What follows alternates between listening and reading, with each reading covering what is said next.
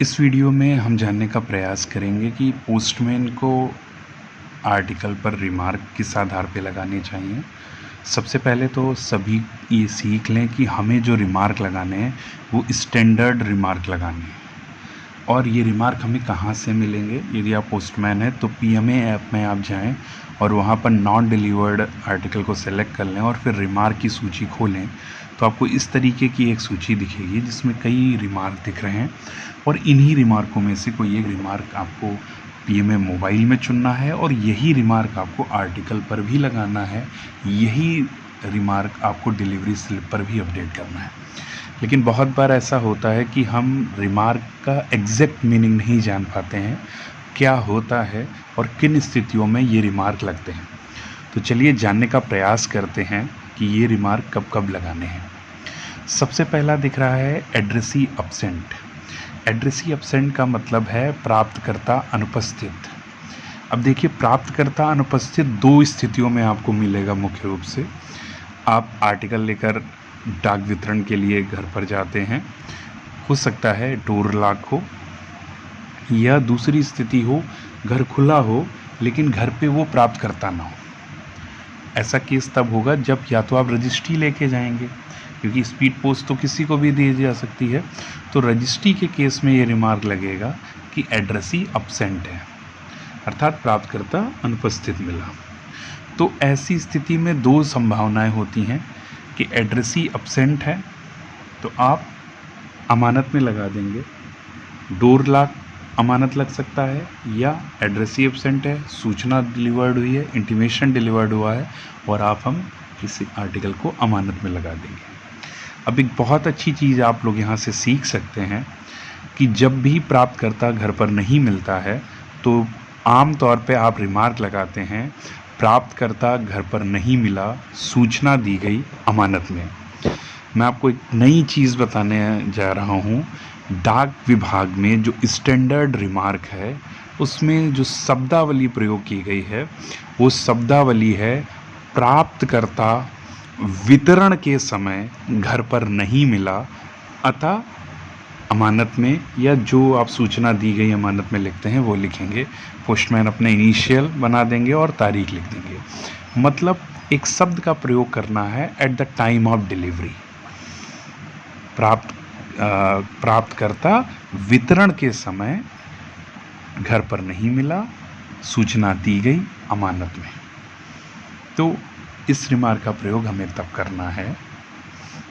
दूसरा रिमार्क आपका है addressee can not be located.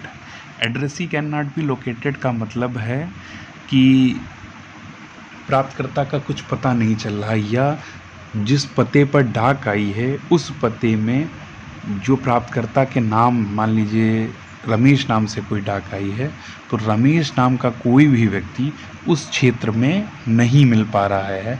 ऐसी जानकारी हमें पता चल रही है कि रमेश नाम का कोई भी व्यक्ति इस क्षेत्र में नहीं रहता है, तो एड्रेसी को हम लोकेट नहीं कर पा रहे हैं, तब इस रिमार्क का प्रयोग करेंगे। अब देखिए, यहाँ पर दो स्थितियाँ हो सकती हैं। हो सकता हो कि आपने प्रयास किया हो लेकिन एक संभावना बनती हो या आपको फील हो रहा हो कि एक बार हम और अटेम्प्ट करके देखेंगे, शायद बढ़ जाए। तो addressee can not be located करके आप इसको डिपॉजिट में भी दिखा सकते हैं कि हम लोकेट नहीं कर पाए, नेक्स्ट डिलीवरी पे जा सकते हैं, नेक्स्ट डे डिलीवरी पे जा सकते हैं, या addressee can not be located return to sender भी कर सकते हैं, प्रेषक को वापस भी हो सकता है। ये पोस्टमैन पे निर्भर करेगा कि वो क्या उन स्थितियों का आकलन कर पा रहा है कि किस रूप में लोकेशन नहीं हो पा रही। कभी कभी लगता है कि एक दिन अमानत में लगा के देखते हैं, शायद कल कुछ पता चल जाए, तो उस स्थिति में आप इसे अमानत में भी लगा सकते हैं। तीसरा है एड्रेसी लेफ्ट विदाउट इंस्ट्रक्शन, और इसी के नीचे चौथा देखिएगा addressee moved. Addressee left without instruction का मतलब होता है कि प्राप्तकर्ता कहीं गया है। कहीं गया होने का मतलब वो रहने वाला कानपुर का है, डाक कानपुर के पते पे आई है, हमें पता चला वो लखनऊ, लुधियाना या कहीं दूसरी जगह रह रहे हैं। जहाँ वो गए हैं इससे जुड़ी कोई भी जानकारी उन्होंने डाकघर को नहीं दी गई है कि प्राप्तकर्ता ने ऐसा कहा हो कि हम अब लुधियाना में रह रहे हैं, हमारी जो डाक आया करे आप इस पते पर भेज दिया करो, या उस व्यक्ति से संपर्क नहीं हो पा रहा है और घर वाले कोई सही सूचना नहीं दे रहे हैं उस व्यक्ति से जुड़ी, तो हम रिमार्क लगा देंगे कि एड्रेसी लेफ्ट विदाउट इंस्ट्रक्शन, मतलब प्राप्तकर्ता कहीं दूसरी जगह रह रहा है और इससे जुड़ी कोई भी सूचना डाक विभाग के पास भी लिखित तौर पे उपलब्ध नहीं है कि ऐसा प्राप्तकर्ता ने कुछ लेटर दिया हो कि हमारी कोई डाक आए, आप इस पते पर भेज दिया करो। तब हम प्रयोग करते हैं एड्रेसी लेफ्ट विदाउट इंस्ट्रक्शन का ऑप्शन। अगला है एड्रेसी मूव्ड। एड्रेसी मूव्ड का मतलब कि आप गए, वहाँ पे पता चला कि ऐसे इंस्ट्रक्शन हमें मिले, ऐसे घर वालों ने बात बताई या प्राप्तकर्ता से ही हमारी बात हो जाती है या प्राप्तकर्ता द्वारा डाकघर को ऐसा लिखित में कोई सूचना दी गई है कि फला व्यक्ति ए गांव में रहता था, अब वो किसी दूसरे शहर के बी गांव में रहता है, तो पोस्टमैन रिमार्क सेलेक्ट कर लेगा एड्रेसी मूव्ड का। या इससे जुड़ा एक और रिमार्क आता है रीडायरेक्शन का, और जो नया पता होगा जहाँ पर अब एड्रेसी रह रहा होगा वहाँ पर भेज देंगे। तो इस रिमार्क का प्रयोग करना है एड्रेसी मूव्ड। बीट चेंज का क्या होता है कि मान लीजिए एसओ या एचओ में बीटें होती हैं, बीट 1, बीट 2, बीट 3 का। तो बीट 1 को जब डाक दी गई तो पता चला ये हमारे बीट में नहीं आकर बीट नंबर 2 या बीट नंबर 3 में आएगी, वहाँ से ये डाक बटेगी। तो पोस्टमैन बीट चेंज का रिमार्क लगाकर दूसरी बीट को ये डाक दे सकते हैं। अगला है डिसीज। डिसीज का मतलब मृतक, जब प्राप्तकर्ता मृतक हो। अब देखिए इसमें एक बहुत ही अच्छी आपको मैं जानकारी देना चाहूँगा कि रजिस्ट्री अगर आए और वो मृतक है तो वो प्रेषक को ही वापस होगी, वो किसी भी स्थिति में नहीं बढ़नी है। स्पीड पोस्ट के संबंध में ये रूलिंग है, क्योंकि स्पीड पोस्ट कहा जाता है कि एड्रेस स्पेसिफिक होती है। तो ज़्यादातर हम पोस्टमैन लोग ये जानकारी रखते हैं कि अगर डिसीज्ड है प्राप्तकर्ता तो उसे वापस कर देना है, लेकिन स्पीड पोस्ट के मामले में ये पोस्ट मास्टर को पावर दी गई है कि वो अपने विवेकाधिकार का प्रयोग करते हुए उस आर्टिकल को चाहें तो वितरण करवा सकते हैं, लेकिन शर्त है कि उसमें कोई क्लेम या कोई विवाद की स्थिति ना बने। अतः ऐसी स्थितियों से बचने के लिए ज़्यादातर पोस्ट मास्टर अपने पोस्टमैन को यही सलाह देते हैं कि आप प्राप्तकर्ता मृतक है, अतः प्रेषक को वापस रिमार्क लगाकर आर्टिकल को वापस कर दें। डोर लॉक्ड बताया था, आप गए, दरवाजे ही बंद हैं, ताला पड़ा हुआ है, तो डोर लॉक का रिमार्क लगा देंगे। और डोर लॉक के केस में सीधी सी बात है, हमें आर्टिकल वापस नहीं करना है, अमानत में लगा देंगे। डोर लॉक की एक स्थिति दूसरी हो सकती है, पता चले ये बंद कर ताला बंद पड़ा हुआ है सालों से और वो लोग कहीं दूसरी जगह गए हैं, तो हम रिमार्क कौन सा सेलेक्ट करेंगे, एड्रेसी लेफ्ट विदाउट इंस्ट्रक्शन और रिटर्न टू सेंडर कर देंगे। अब इनसफिशिएंट एड्रेस पे आए।